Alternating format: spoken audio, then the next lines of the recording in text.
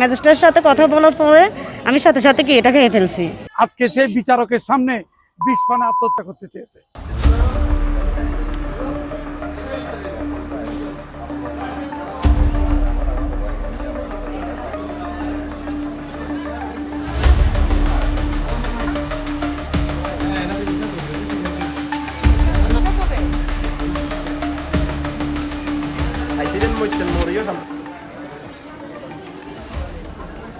না, আমার হাজব্যান্ডের নাম আকবর, ওদের বাড়ি ফুলগাজী, থাকি হাসপাতাল মোড় ভাষায় ওইখানে।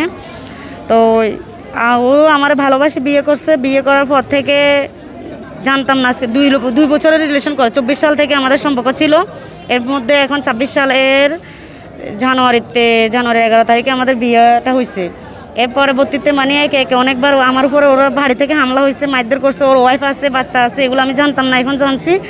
তো আমার স্বামী আমার বারবার বলে যে ও আমার ভালোবাসে, ওই ভালোবাসার কারণে সে আমি কোথাও কোনো পাই নাই। এরপর ও আমাকে বাঁচানোর চেষ্টা করে নাই, ওরে আমি দেখাইছি যে আমি এই বিষ খাবো আজকে। তারপর আমি আদালতে গেছি, ম্যাজিস্ট্রেটের সাথে কথা বলার পরে আমি সাথে সাথে কি এটা খেয়ে ফেলছি। আমি কোনো বিচার না, আমি চাই সুস্থ বিচার। আজকে মেয়েটা আদালতে আসামির যেই যৌতুকের জন্য অত্যাচার, নির্যাতন, ভয়ভীতির কারণে আজকে সেই বিচারকের সামনে বিষ পানে আত্মহত্যা করতে চেয়েছে। বিষয়টা শুধু একদিনই হয় নাই, সেই প্রতিনিয়ত বিচার আদালতে বিচারের জন্য ধারে ধারে ঘুরছে। এক পর্যায়ে ডিপ্রেশনে গিয়ে আজকে বিচারকের সামনে সে বিষ পানে আত্মহত্যার